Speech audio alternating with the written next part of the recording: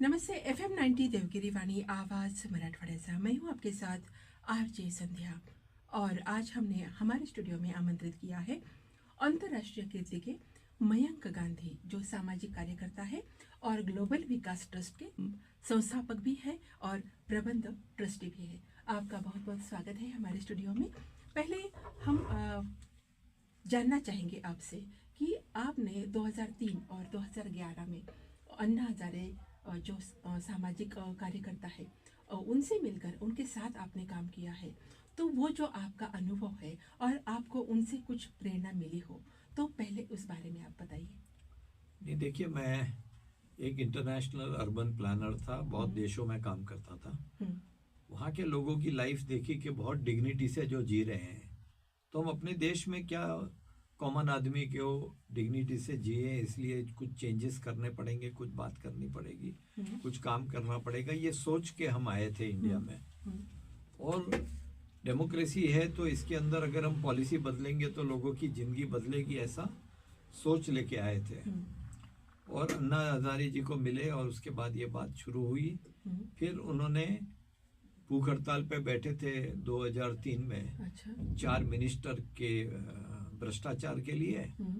और हमने ये सजेस्ट किया कि आप राइट टू इंफॉर्मेशन और बहुत सारे ऐसे कानून थे, उसके ऊपर भी आप डिमांड रखें।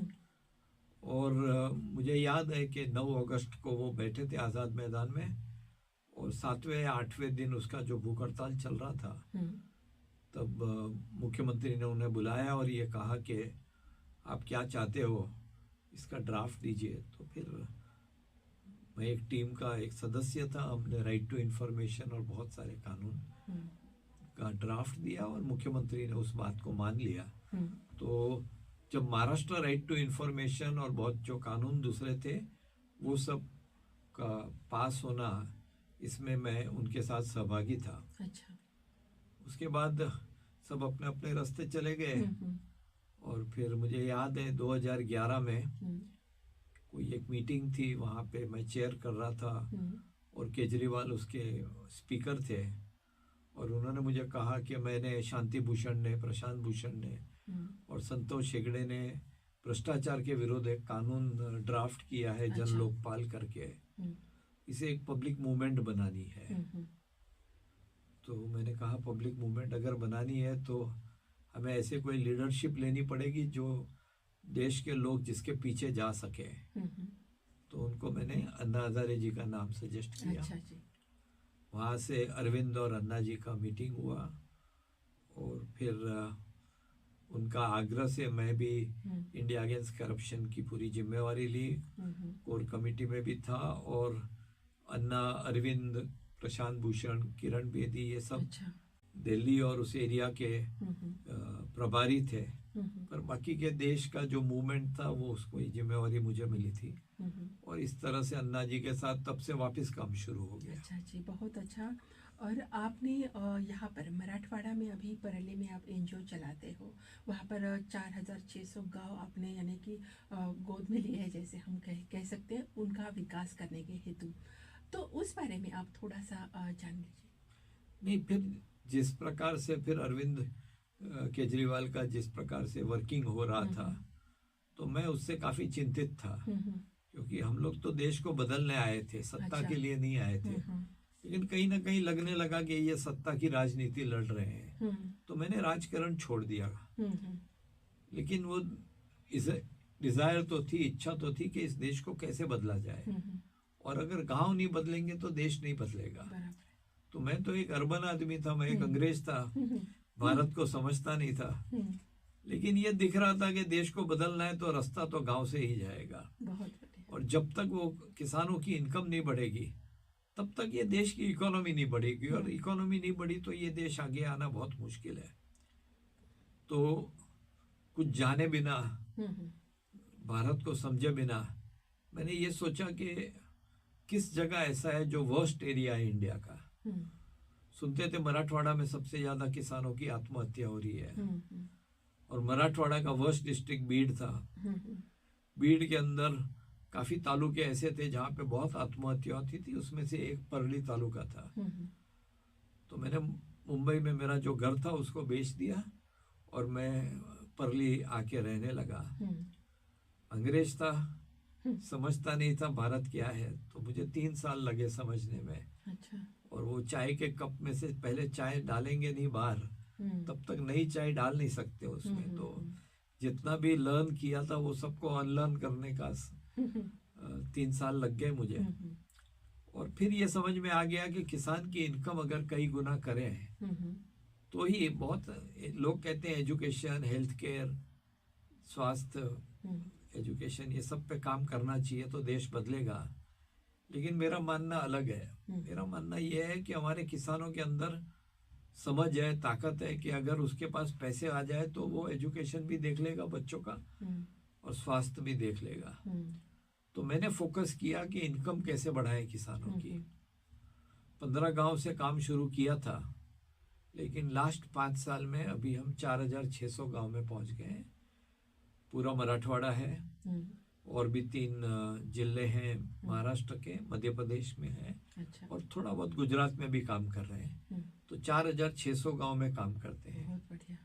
और किसानों को ये समझा रहे हैं कि अभी जो आप कॉटन, सोया ये सब लगा रहे हैं, इससे इनकम, आमदनी हो नहीं रही है। तो एक रेम्यूनरेटिव क्रॉप लगाना चाहिए जिससे इनकम हो।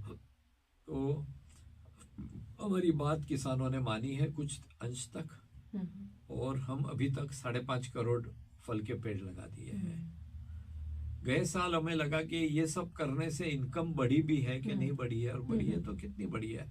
जो पहले 25-30 हजार रुपया सालाना कमाते थे 1 एकड़ से, हमारी इच्छा थी कि अगर ये 1 लाख कमाने लगे 3-4 गुना, तो ये देश वापस सोने की चिड़िया बन सकता है। तो गए साल हमने Tata institute of social science को मैंडेट दिया कि आप हमारे किसानों के पास जाइए, सर्वे करें और देखें कि उनकी इनकम पहले क्या थी और अब क्या हो गई है। तो इस साल उनका रिपोर्ट आया है। 28 लोग 8 महीने तक सारे किसान के पास जाके सर्वे किए हैं। उनका रिपोर्ट आया है कि जो हमारे जाने के पहले जो 38,700 रुपया कमाते थे सालाना पर एकड़, वो अब 3,93,000 कमाने लगे। बहुत बढ़िया। तो 10 गुना से ज्यादा 1.5 साल के अंदर कमाने लगे हैं। ये कहीं ना कहीं मिरेकल जैसा है। मैंने तो नहीं सुना पूरे विश्व में कहीं पे इस प्रकार का काम हो। तो ये काम हम कर रहे हैं। बहुत अच्छा।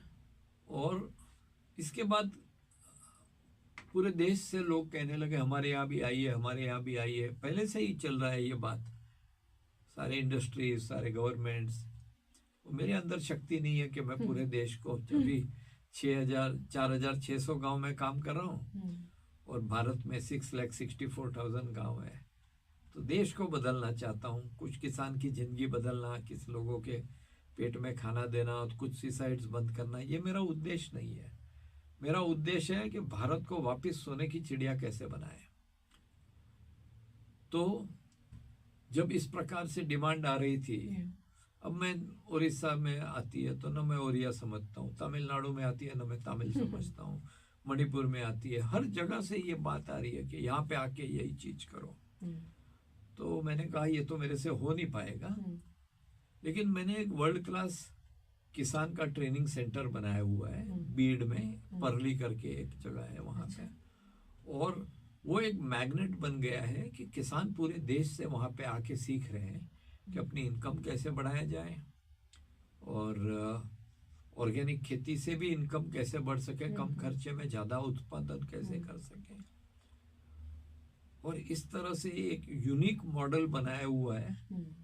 और मैं चाहूँगा कि आपके कॉलेज के सारे बच्चे वहाँ आए, देखें और वर्ल्ड के जो बेस्ट स्टैंडर्ड्स हैं, ग्लोबल स्टैंडर्ड्स हैं, उसको हम इंडिया के किसान के लिए कैसे ले आए, ये काम मैं करता हूँ। बहुत बढ़िया आपने कहा। 5 करोड़ फल के पेड़ आपने लगाए हैं और उन गांवों का आपने विकास किया है और उनमें इनकम भी बढ़ रहा है उन किसानों का। ये जो पूरा दृश्य है वो देखकर आपको एक समाधान तो फील होता होगा कि लगता होगा, पर वो जो आप करते हो पूरा नियोजन, उसके लिए आपकी टीम कितनी है? मेरे पास 205 लोग हैं। अच्छा। जिसमें से करीब 150 के करीब एग्रोनॉमिस्ट हैं। तो मैं इसको कॉर्पोरेट के जैसा चलाता हूँ। मेरा अच्छा। तो नॉट फॉर प्रॉफिट है। कॉरपोरेट के अंदर पैसे कमाना उद्देश्य है। हाँ हाँ। मेरे ऑर्गेनाइजेशन में देश को आगे लेके जाना ये उद्देश्य है। मैं जिंदगी में खूब पैसे कमाए और मुझे पैसे कमाने में कोई इंटरेस्ट नहीं है। हमारे नॉट फॉर प्रॉफिट ट्रस्ट है। अच्छा जी, आप एक अभी गांव के लिए काम कर रहे हो और शहरी योजनाकार भी आप समझे जाते हैं, तो शहरी योजनाओं के बारे में आप कुछ बताइए हमारे श्रोताओं। देखिए ना, शहर के प्रॉब्लम है वो फर्स्ट वर्ल्ड कंट्री है, फर्स्ट वर्ल्ड प्रॉब्लम है। गांव के प्रॉब्लम है वो थर्ड वर्ल्ड प्रॉब्लम है। अब वो गांव देखने के बाद शहर में से मेरा इंटरेस्ट टोटली छूट गया है। हाँ। वहीं पे बारिश गिरनी चाहिए जहाँ पे जरूरत है। समुद्र में बारिश गिरने से क्या होगा? सही में। तो मैं अपनी एनर्जी बिल्कुल भी शहर में नहीं लगाता हूँ। मैंने अपनी पूरी जिंदगी गांव में किसानों की जिंदगी बेहतर करने में लगा दी है। मुझे शहर का विकास, उसका प्लानिंग जिस समय था लाइफ में तब ठीक था, अब मुझे कोई रस नहीं रहा। अच्छा जी, आप ग्लोबल विकास ट्रस्ट के यानी कि आप प्रबंध ट्रस्टी हुए हो, तो वो किस प्रकार की संस्था है? नहीं, वो एक ट्रस्ट है, हम लोग 4 ट्रस्टी हैं। जो और इस तरह से काम करते हैं। फंड्स हमारे कंपनीज के CSR से आते हैं। सारी कंपनी कहीं ना कहीं तो CSR उनको कंपलसरी देना ही है। वो देखते हैं जिस प्रकार से हम काम कर रहे हैं, जिस प्रकार से हम रिपोर्टिंग कर रहे हैं, जिस प्रकार से इम्पैक्ट हो रहा है। तो बहुत सारी कंपनीज, करीब 100 कंपनी होगी देश में। अच्छा जी। जो हमें सपोर्ट करती है। तो फाइनेंशियल रिसोर्सेज की कोई आवश्यकता, कोई तकलीफ नहीं है। जब आपने इतना बड़ा यानी कि काम लिया है हाथ में, जब पहल थोड़ा सा उसमें कई बार हमें सफलता मिल नहीं पाती, तो वो कुछ आपके अनुभव और उसमें से आपने उभर कर ये सफलता हासिल की है, वो मुकाम, वो आपका जो सफर था। मेरा ऐसा कुछ नहीं है, सफलता असफलता ऊपर वाला देखता है। क्या बात है। अपना काम है। हम तो कहते हैं कि करता तू है महादेव, नाम मेरा लेता है। करने वाला ऊपर है। कोई सफलता से मैं खुश नहीं कभी हुआ, असफलता से कभी दुखी नहीं हुआ। वो तो जैसे लाइफ चल रही है, यानी आपने असफलता समझा ही नहीं, ये परिभाषा आपके नहीं, वो असफलता होता ही नहीं है। वो तो हम लोग अपने माइंड में लेते हैं। असफलता क्या होता है? वो तो लर्निंग होता है। कहीं पे फेल होता है तो लर्निंग। ये बहुत बड़ी सीख है हमारे दर्शकों के लिए और हमारे श्रोताओं के लिए। जो कुछ नए पीढ़ी के जो युवा है वो कुछ करना चाहते हैं, तो उनके लिए आपकी सलाह क्या होगी, आपका संदेश क्या होगा? देखिए, मेरे घर में भी मेरे बच्चे हैं और इंडिया अगेंस्ट करप्शन के समय 2-2.5 लाख लोग हमारे साथ थे। उसमें ज्यादा करके युवा थे। उनको देख के मुझे ये लग रहा था कि हम उसको क्या सिखाएंगे। हमसे तो बहुत ज्यादा होशियार है। मैं हमेशा पूछता था कि इस देश की सबसे बड़ी समस्या क्या है। कोई बोलता था पॉपुलेशन है, कोई बोलता था इकोनॉमी है, कोई बोलता था पॉलिटिशियन है। मैं ये कह रहा हूँ कि इस देश की सबसे बड़ी समस्या अगर कोई है तो लीडरशिप है। कहीं भी लीडरशिप आपको न इंडस्ट्री में, न एजुकेशन फील्ड में, न तो पॉलिटिक्स में, न तो फिर हम बच्चों को गाली देते हैं, आप लोग तो सिर्फ क्रिकेटर और फिल्म स्टार के पीछे दौड़ते हैं, उनको आइडल मानते हैं। तो मैं भी सवाल पूछता हूँ कि हमारे जनरेशन ने क्या दिया है? एक भी आइडल तो दिया नहीं है। इसको ये चोर है, ये उचक्का है, ये इसको गोली मारो, इसको ये इसी में हमने पूरा अपने बच्चों का परवरिश ही ऐसा कर दिया है। और फिर हम ब्लेम करते हैं कि बच्चे सारे ऐसे हैं। मुझे लग रहा है कहीं ना कहीं हमारे जनरेशन को आईने के सामने देखना चाहिए कि हम ही ने तो इनको लेट डाउन किया है। इसलिए आपको सर्वश्रेष्ठ सामाजिक उद्यम ये जो सम्मानित किया गया है इंडिया लीडरशिप कॉन्क्लेव 2016 में, तो आपका जी आपने बहुत अच्छी यहाँ पर सीख दी है हमारे छात्रों के लिए। बस जाते जाते अभी आपकी ये जो भविष्य में जो कुछ योजनाएं हैं गांव को लेकर, किसानों की समस्याओं को लेकर, वो आप बताइए। नहीं, देखिए, करने वाला ऊपर है, कहाँ ले जाएगा, हमें तो खाली फ्लो में जाना है। पर इस जनवरी से हमने ऐसा सोचा है, 2 चीज के ऊपर सोचा है। एक तो ये है कि इस देश के अंदर देखिए 1 स्क्वायर मीटर के अंदर भारत में 5 किलो टमाटर होते हैं और नीदरलैंड में 80 किलो होते हैं। हमारा जो यील्ड पर एकड़ है उससे 4 गुना ग्लोबल एवरेज है। हम सेकंड लार्जेस्ट एग्रीकल्चर प्रोड्यूसर है, लेकिन 1% भी एक्सपोर्ट नहीं करते क्योंकि हमारा माल कचरे जैसा है। तो मैं चाह रहा हूं अभी इजराइल से बात चल रही है, नेदरलैंड से बात चल रही है, वर्ल्ड के सब बड़े बड़े कंट्री जहाँ पे एग्रीकल्चर पावरफुल है वहाँ पे बात चल रही है कि अपने किसान के लिए हम वर्ल्ड का बेस्ट कैसे ले आए। तो एक तो ये हो गया। दूसरा हमारा 5 पॉइंट प्रोग्राम है, उसमें दूसरा पॉइंट है कि विश्व भर में इतना अच्छा टेक्नोलॉजीज आए हैं, उसको कैसे हम अडॉप्ट कर सके अपने किसानों के लिए। तीसरा, सॉइल की क्वालिटी एकदम बदतर से बदतर होते जा रही है। एक जमाने में जब 1722 तक हम लोग सोने की चिड़िया थे, 33% ग्लोबल इकोनॉमी थी, 30% ग्लोबल ट्रेड था, तब हमारा ऑर्गेनिक कार्बन कंटेंट सॉइल के अंदर 2.5 था, अब 0.3 हो गया है। पानी के ऊपर खूब काम करने की जरूरत है। इजराइल में 250 मिलीमीटर पानी में एग्रीकल्चर का पावर हाउस है, और हमारे यहाँ 1100 से ज़्यादा मिलीमीटर पानी गिरता है, लेकिन हम एग्रीकल्चर में जिस हालत में है वैसे हाल में है। और पांचवा, उसको post harvesting, processing, supply chain, ये सब चीज़ के ऊपर वर्क करना चाहते हैं। और दूसरा जो हम वर्क करना चाहते हैं कि किस तरह से, क्योंकि किसी ने मुझे कहा था कि बहन तुम जो कर रहे हो ना वो गुड है, पर ग्रेट करने की जरूरत है। अच्छा जी। तो अभी मैं 30,000 किसान के फैमिली को जीवन बदल चुका हूँ, लेकिन 30,000 से पेट नहीं भरता है। तो अब मैं पॉलिसी इंटरवेंशन के ऊपर वर्क कर रहा हूँ, सरकार के साथ कर रहा हूँ, सरकार के विरुद्ध कर रहा हूँ, लेकिन कैसे पॉलिसी बदला जाए कि जिस प्रकार का डिस्क्रिमिनेशन, जिस प्रकार का भ्रष्टाचार, जिस प्रकार से लोगों को जीवन में तकलीफ हो रही है अपने ही पैसे लेने के लिए, इसके विरुद्ध मैं कैसे लड़ सकूं, ये मेरा अभी का उद्देश्य है आगे का। आपने एक चीज ये भी पूछी थी कि क्या आपको समाधान होगा। तो जिस दिन समाधान होगा वो मेरे लिए खत्म होगा, जैसे खत्म तो नहीं होगा, लेकिन जिस दिन समाधान होगा उस दिन मुझे बहुत दुख होगा। हाँ। क्योंकि मैं निस्वार्थ काम करना चाहता हूँ।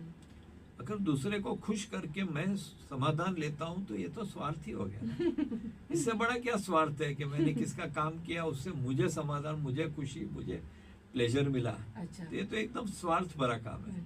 निस्वार्थ तो ये है कि बस करते रहो काम, बिल्कुल भी ये सारी चीज समाधान न समाधान, दुख सुख, ये सब के ऊपर परे होके जो अपना कार्य करना है वो कार्य करते रहे। मैं एक बार सोचता था कि मैं ये क्यों करता हूँ कि मुझे न वोट चाहिए, न नोट चाहिए, न कोई नाम चाहिए। हाँ। फिर मैं महाभारत पढ़ी, फिर मैंने अच्छा। भगवत गीता पढ़ी, सब कुछ पढ़ा, मुझे आंसर नहीं मिला। फिर मैं वेस्टर्न फिलोसॉफी पढ़ने लगा, वेस्टर्न एथिक्स पढ़ने लगा। तो पीछे जाते जाते 1600 सेंचुरी में एक फिलोसोफर था इमैनुअल कांत। अच्छा। तो इमैनुअल कांत ने लिखा था you should do something because it is the right thing to do. उसको अगर जोड़ दें कि कृष्णा ने जो कहा था कि तुम काम करते रहो, निस्वार्थ करो, कॉन्सिक्वेंसेस का मत सोचो, अगर इसको मिक्स कर देना तो ये सही चीज होगी कि आप इसलिए करना क्योंकि आप कर सकते हो, लेकिन इसके अंदर कुछ सोचो मत कि कोई भी फायदा, समाधान, खुशी, दुख के कुछ के ऊपर हो जाओ और फिर काम करते रहो। कहीं ना कहीं मेरे जीवन में इसको मैं लाने की कोशिश करता हूँ। बहुत अच्छा आपने बताया। कर्मण्येवाधिकारस्ते मा फलेषु कदाचन। 4600 गांव का जो काम विकास करते वक्त आपने निरीक्षण किया, परीक्षण किया, अभ्यास किया, और आपने विदेश दौरा भी किया होगा। तो उसके बारे में थोड़ा, विदेश से लेकर आपने क्या नई टेक्नोलॉजी यहाँ। देखिए, मैं अभी कुछ दिन पहले गया था, एम्स्टर्डम गया था, और वर्ल्ड का सबसे बड़ा हॉर्टिकल्चर का फेस्टिवल अरे एग्जीबिशन था। मुझे लगा मैं वहाँ जाऊँगा, अलग अलग फ्रूट्स, अलग अलग चीज़ देखूंगा, कुछ टेक्नोलॉजी देखूंगा, कोई स्टडी करूंगा। लेकिन मैं जब वहाँ गया तो मैंने देखा वहाँ तो कुछ भी नहीं है। सारा IoT है, रोबोटिक्स है, AI है, और जो सोच लेके मैं गया था और जो वहाँ पे मैंने देखा, तो ऐसा मैं कहता हूँ कि कोई आदि पुरुष हो ना, केवमैन, वो रॉकेट की फैक्ट्री में जाके उसका दिमाग जैसा खराब हो जाए, ऐसा मेरा भी दिमाग खराब हुआ। 1-1.5 दिन लगा जब मेरा प्रोसेसिंग शुरू हुआ, तब तक ऑब्जर्वेशन ही चला 1-1.5 दिन। और ये तो जिद कर ली कि ये जो टेक्नोलॉजी है, रोबोटिक्स की हमारे जरूरत नहीं है इस देश में जहाँ पे इतना बड़ा पॉपुलेशन, लेकिन बहुत सारी ऐसी टेक्निक्स और टेक्नोलॉजी है जिसे इस देश में लाने की आवश्यकता है। तो मैंने तो ठान लिया है, इस भारत के किसान से अच्छे कोई लोग मैंने नहीं दिखे हैं। उसके अंदर सब कुछ है, सहिष्णुता है, वो दुख भी सहन कर लेता है, मेहनती है, सब कुछ है। उसके लिए अगर विश्व की बेस्ट चीज नहीं ला पाया तो क्या फायदा मुझे। तो मैं कोशिश पूरी करूंगा। बहुत बढ़िया आपका जो नज़रिया है और आपके जो विचार है, हम प्रभावित हो गए हैं। और अभी जाते जाते FM 90 देवगिरी वाणी, ये जो रेडियो स्टूडियो है देवगिरी महाविद्यालय का कम्युनिटी रेडियो है। कम्युनिटी रेडियो कम्युनिटी के लिए काम करता है। तो इस कम्युनिटी के लिए और यहाँ पर टारगेट ऑडियंस हमारे यूथ है, उनके लिए आप क्या कहना चाहेंगे? ये देखिए ना, दिक्कत क्या है ना कि हम बहुत छोटी छोटी लक्ष्मण रेखा बना देते हैं कि मैं तो इतना ही कर सकता हूँ, मैं अकेला क्या कर सकता हूँ। तो अरबिंदो ने एक बार कहा था, वो ज्योतिर्मंग कौन सा है, from darkness to light, from limitations to possibility. तो ये लिमिटेशन को तोड़ दो जी। इसको, और चिंदी चिंदी काम मत करो। देश के प्रॉब्लम इतने बड़े हैं कि सॉल्यूशन उससे बड़ा आना पड़ेगा।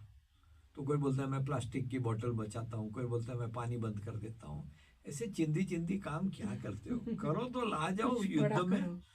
जब अपने अंदर शक्ति है शेर से लड़ने की, तो चूहे के साथ क्यों लड़ रहे हो? आओ बड़ा काम करते हैं।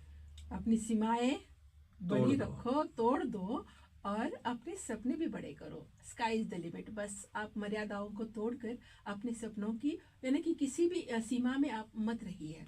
आपको किसने ऊंची उड़ान लेनी है? किसने पैदा किया है? जिसने पूरी पृथ्वी, पूरी ब्रह्मांड बनाए, और आप उसका रूप हो। हाँ। लेकिन आपने अपना माइंड से इतना छोटा आपने लक्ष्मण रेखा बना दिया है। इसको तोड़ने का समय आ गया है। बहुत बढ़िया आपका संदेश। आप यहाँ पर आए और हमारे श्रोताओं से जो आपने हमारा जो ये वार्तालाप है उससे उन्हें सीख मिलेगी, प्रेरणा मिलेगा।